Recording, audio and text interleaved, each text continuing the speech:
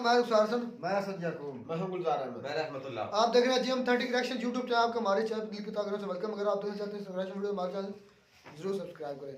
तो ज़्यादा से ज़्यादा लाइक और शेयर और सब्सक्राइब करें, इससे हमें बूस्ट मिलता है और आपके लिए हम अच्छी से अच्छी वीडियो लेकर आते हैं। तो जी चलते हैं जी, वीडियो का टाइटल है नितिन गडकरी साहब। देखते हैं उन्होंने क्या बयान दिया इंडिया के बारे में या क्या नाम है उनके। देखते हैं पहले वीडियो, फिर देते हैं अपना रिएक्शन कि कैसा होगा, फिर रास्ते में गाड़ी बंद होगी तो कैसे होगा, फिर इलेक्ट्रिक चार्जिंग कहाँ होगा, फिर रास्ते में गाड़ी छोड़ना पड़ेगा। किसी की छुट्टी है गाड़ी? कोई चार्जिंग का प्रॉब्लम है? मैं आपको बता रहा हूं, आपकी गाड़ी अभी 400 किलोमीटर एक बार चार्ज की तो रात को आपके घर में ही चार्जर है। मेरे घर में इलेक्ट्रिक गाड़ी है, घर में ही चार्जर है, कोई प्रॉब्लम है और मुझे 4-4 दिन चार्जिंग नहीं करना पड़ता है। स्कूटर गाड़ी की व्यवस्था, प्रॉब्लम कहाँ है? अब दिल्ली से मुंबई जब आप जाओगे तो 1300 किलोमीटर में चार्जिंग लगेगा, बस के लिए, ट्रक के लिए और इसके लिए। तो मैं 2 काम कर रहा हूं।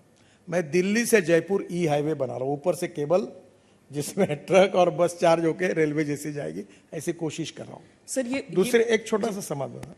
दूसरी बात, 670 जगह पर नेशनल हाईवे पर हम रोड साइड एमिनिटीज बना रहे हैं, उसमें चार्जिंग स्टेशन बना रहे हैं, उसमें 70 पूरे हुए हैं। और आप जब लॉन्ग टर्न पे जाओगे, जो दिल्ली से कटरा या दिल्ली से श्रीनगर, तो आपको चार्जिंग की व्यवस्था होगी, तो आपको अड़चन नहीं आएगी। और अभी तक मैंने देश में 50 लाख इलेक्ट्रिक गाड़ी आई है अभी तक मैंने एक भी न्यूज नहीं देखी कि गाड़ी इलेक्ट्रिक चार्जिंग खत्म हो गया इसलिए रास्ते में अटक गई। नहीं सर, बात सही कह रहे हैं आप, क्योंकि अगर चेकबुक से एटीएम कार्ड तक आने में भी बहुत लोगों को बहुत समय लगा था, पर कितना समय देख रहे हैं आप आगे? कितना समय की मतलब एक आम इंसान में ये विश्वास आ जाए कि नहीं मैं इलेक्ट्रिक गाड़ी ले लूं, तो जो आप कह रहे हैं कहीं पर आप फंसते आम नहीं। जनता में विश्वास आ गया। हाँ। पहली बार इलेक्ट्रिक गाड़ी को मेरे पास लोग चिट्ठियां मांगने के लिए आते हैं। टाटा की इलेक्ट्रिक गाड़ी 1 साल नहीं मिल रही। अब महिंद्रा की एसयूवी सब जगह, मैं ट्रांसपोर्ट मंत्री हूं, मेरे को बोलते हैं आउट ऑफ टर्न हमें गाड़ी दिला दो। अब गाड़ी का प्रॉब्लम नहीं है, क्योंकि पर्यावरण के लिए भी अच्छा है। बिल्कुल अच्छा, import substitute, cost effective, pollution free और इंडिजिनस। अभी इलेक्ट्रिक गाड़ी का विश्वास आ गया। एक बात जो है, जो आपने कही कि जो कीमत थी, जैसा जैसा नंबर बढ़ रहा वैसे वैसे कम हो रही। जो मोबाइल फोन 1.5 लाख का था वो 5,000 पे आया, जब उसका नंबर बढ़ गया तब नेचुरली वो कॉस्ट कम होगी, वो जल्दी हो जाएगा। और एक बात मैं, वो फिर से मेरी कमिटमेंट नहीं, टारगेट वो फिर वो गडकरी, ये आपका टारगेट ही मैं पढ़ के सुना रही मैं हूं। आपको बता रहा हूं, आपने कहा यह है कि मैं 2030 तक 30% प्राइवेट कार्स जो हैं वो ईवीज होंगे, 70% कमर्शियल, और आप 80 से 90% का टारगेट दे रहे हैं 2 व्हीलर्स 3 व्हीलर्स में ईवी का। अभी हम कहाँ हैं सर? 23 हो गया है, ये 7 साल बाद। देखिए, हमारे देश में टोटल 30 करोड़ ऑटोमोबाइल व्हीकल्स है, और एक अच्छी बात भी है और नहीं भी है, पर मेरे हिसाब से पर्यावरण के दृष्टि से अच्छी नहीं है। हर घर में अब 3 लोग और 5 गाड़ियां ऐसा हो गया। हिंदुस्तान ऑटोमोबाइल ग्रोथ और पॉपुलेशन ग्रोथ में बहुत गति से काम करता है। अब इसके लिए सबसे इंपॉर्टेंट चीज ये है, जो मैं आपको बताऊंगा, कि इलेक्ट्रिक व्हीकल अभी हमारे देश में 50 लाख है, बहुत स्पीड से बढ़ रहे हैं।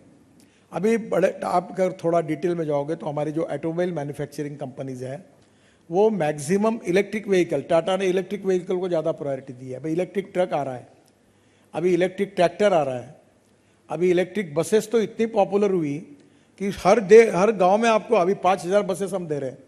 तो आने वाले समय में मेरा अंदाज ऐसा है कि with in 2 years petrol vehicle और इलेक्ट्रिक व्हीकल की कीमत सेम हो जाएगी।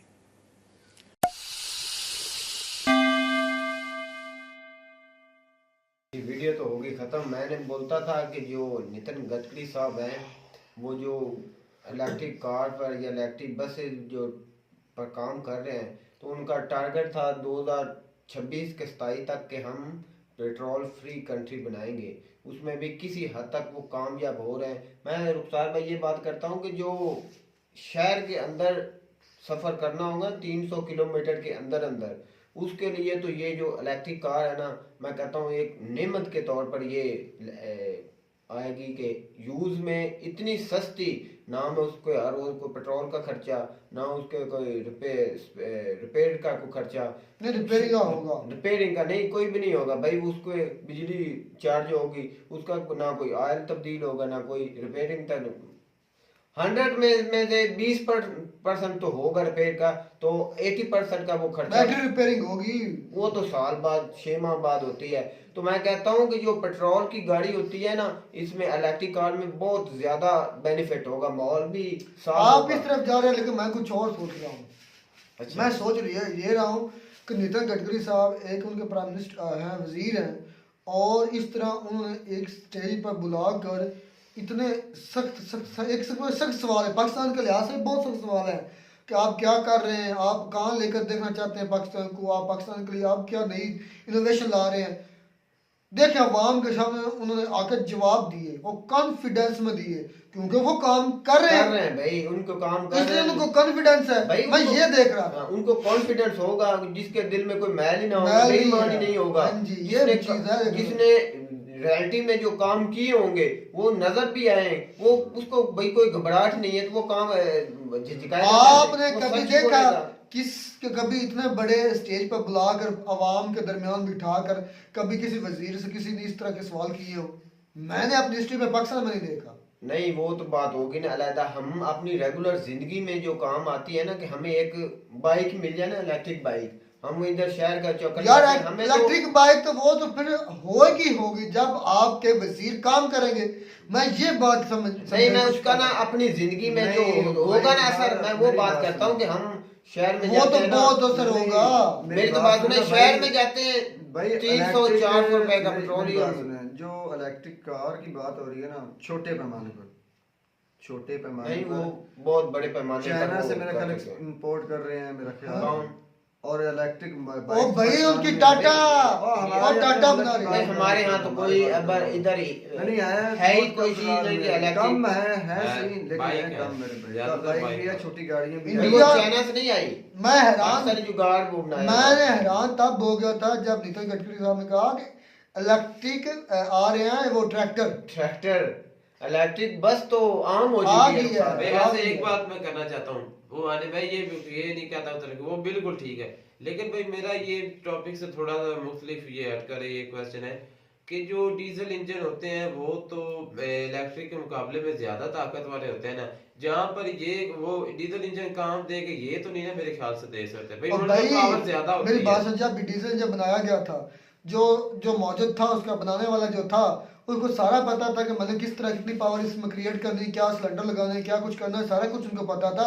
और ये अंग्रेजों की साइड से जिस पर हमने एक वीडियो में बहुत ज्यादा बहस भी मारी हुई थी। तो भाई ये जो बनाने वाले हैं टाटा के, उनको सारा जो पता है। इंजीनियर होते हैं ना, उनको वो पता अपनी होता है। पावर के मुताबिक ही वो हाँ जी। चीज बनाते हैं। कि जो ट्रैक्टर बना रहे हैं उसका तो पावर में ही काम है, उसका तो रोड पर काम नहीं है, काम नहीं। उसमें तो जोर लगाना ही है। वो इतनी पावर देंगे कि उन्होंने इलेक्ट्रिक ट्रैक्टर बनाया है ना, उन्हें हिट दिया कोई ना। ना कोई समझ कर उन्होंने बनाया है, ऐसा तो नहीं वो इन्वेस्ट कर इसलिए तो भाई दिमाग कहते हैं कि दिमाग के साथ काम करना ये चाहिए। जो दिमाग है, हम तो पहले ये भी नहीं सोचते थे कि एक फोन भी होगा उसमें भी हम कॉल करेंगे तो वो अगला पहचान अच्छा लेगा। भाई, ये जदीद दौर आ रहा है, बात जदीद सुन तरीके रहा आ था, रहे हैं। तो इसने कहा कि मैंने कभी ऐसा सुना नहीं है कि कभी किसी वजीर को बुलाकर ऐसे सवाल किया गया कर, खास तौर पर पाकिस्तान में। नहीं, पाकिस्तान में तो खैर मुझे भी नहीं लगता कभी ऐसा होगा, लेकिन हिस्ट्री में ऐसा बहुत मरतबा होगा। चलो तुम हिस्ट्री में जाओ पीछे। यार जब ऐसी बात होती है तो एक आधा हिंट देना लाजमी अच्छा बनता है। पीछे चले जाओ। पीछे इतना ज़्यादा पीछे तो हाँ काफ़ी पीछे जाऊंगा मैं। ऐसे जाऊंगा कि हमारे उस दौर में खिलाफत बोलते थे या बादशाह बोलते हैं, बाद में अब वज़ीर आज़म बोला करें या सदर बोल लें। वज़ीर आज़म के पास मेरे ख्याल ज़्यादा पावर होती है। तो वो खलीफा जनाब दे रहे थे बयान, अपना किताब बयान कर रहे थे, तो एक औरत बोली। बयान ये था कि वो मुकर्रर करना चाहते थे औरत का हक महर। तो औरत ने कहा कि तुम कौन होते हो हमारा हक महर मुतय्यन करने वाले, एक हद लगाने वाले, जबकि हमारे नबी ने ये हद नहीं लगाई, तो तुम कौन होते हो? असद भाई, हालांकि ये असद सवाल भाई, तो और असद है, भाई, ये तो और है, लेकिन हम मौजूदा बात दौर वहीं में पर आ जिंदा जाती है। रह रहे हैं। मेरी बात सुन लो, तुम्हें समझ में आ जाएगा। ओ भाई, मेरी क्या बात सुन यार। लो, तुम्हें ये बात बिल्कुल शीशे की तरह साफ नजर आएगी। ये तब होता है मेरे भाई जब अवाम को फुल कॉन्फिडेंस और आज़ादी दी जाती है, उसे राइट दिया जाता है सवाल करने का। भाई आवाम आपकी खुशहाल होगी, आपसे मुतमिन होगी तो आपसे कोई भी नहीं सवाल पूछेगा। आप जरूरत नहीं है किसी के आपके सवाल, आप आवाम का खैर खा होंगे तो आवाजें नहीं उठेगी। चाहता हूँ कि जब आवाम फ्रीडम होगी, कॉन्फिडेंस में होगी, तब भी वो हुक्मरान भाई हमें से सवाल करेंगे। भाई हम इस बहस पर नहीं जाते, हमें अपनी रेगुलर जिंदगी में यूज जब होगी, मैं वो असरात आपको बताता हूँ कि हमारे पास एक इलेक्ट्रिक कार हो, 300 किलोमीटर हम चक्कर लगा कर आए बगैर किसी तेल के खर्चे के, 300 किलोमीटर हम खर्चा यार होगा गुजार भाई, खर्चा कुछ चार्जिंग जो होगी ना वो यूनिट सड़ेंगे, कुछ होंगे भाई, कुछ होंगे। हमारा 300 किलोमीटर का खर्चा मैं आपको बताता हूँ कार का भाई, 300 किलोमीटर का कार का खर्चा बताऊं, 5000 से अब भी होगा जो इस वक्त पेट्रोल या डीजल के रेट है ना, 5000 से ऊपर होगा। मैं 10,000 होगा जो बिजली का मैं मैक्सिमम बोलता हूँ कि 1000 से ऊपर जितनी भी यूनिट खा लेना 300 किलो चार्जिंग में 1000 का वो नहीं। मेरी बात सुन ले, मैं एक छोटा सेंटर देता हूँ। इधर से जो है ना 1 किलोमीटर गाड़ी करती है सफर, कम से कम जो 1300 सीसी है वो मेरे ख्याल में 1 लीटर में 13 किलोमीटर 10 से 13 किलोमीटर इतना करती है, 10 से 12-13 किलोमीटर करती है। और इधर लाहौर का सफर जो है वो मेरे ख्याल में है जनाबे वाला कितना 100 किलोमीटर है। अब हिसाब लगा ले कि उसमें 10 लीटर तो वो खा जाएगी आसानी से, 12 लीटर कर ले इसको तो हमारे, हाँ लीटर के 1 लीटर की प्राइस कितनी है, वो है 250 रुपये। 250 को जरूर दे ले 10 के साथ, कहाँ पहुंचेगा? तो वो लाहौर से चक्कर लगाकर आ भी सकती है। मैं कहता हूँ पाकिस्तान को ऐसी सोच रखनी चाहिए कि हम जो फ्यूचर है वो भी हमारा भी इलेक्ट्रिक कार पर हो, ये नहीं कि हम 25,000। मेरी बात सुन ले कि आपके पास अगर इलेक्ट्रिक कार होगी तो भाई आपका जो खर्चा है वो कम से कम होगा, लेकिन आप एक और चीज की तरफ ध्यान नहीं दे रहे, पोल्यूशन जीरो हो जाएगा। पोल्यूशन जीरो हो जाएगा, बीमारियां खत्म हो जाएंगी, ये बहुत बड़ा फर्क पड़ेगा। हाँ जी, हमारा माहौल बड़ा साफ हो जाएगा। सबसे ज्यादा हमें जो पेट्रोल की बीमारियां हो रही हैं, अंदर केमिकल जा रहे हैं, वो मैं आपकी बात समझ रहा हूँ, इस चीज से तो पोल्यूशन कम हो जाएगी, लेकिन जो फैक्ट्री लगाई जाती है, फैक्ट्रीज उनमें एक लगाया जाते हैं कि जो उनका धुआं चमनी से निकलता है ना, उन्हें प्योरीफाई करने के लिए एक मशीन लगाई जाती है। अगर तो हमारे पाकिस्तान में तो मैं नहीं मानता कि कभी होगी, अगर इंडिया में ऐसा है तो फिर और ज़्यादा कम पोल्यूशन होगी। अगर भट्ठों पे वो पंखा लगाया जाए जो हवा को प्योरीफाइड करके निकाला जाता है तो इससे भी और कम पोल्यूशन होगी मेरे भाई।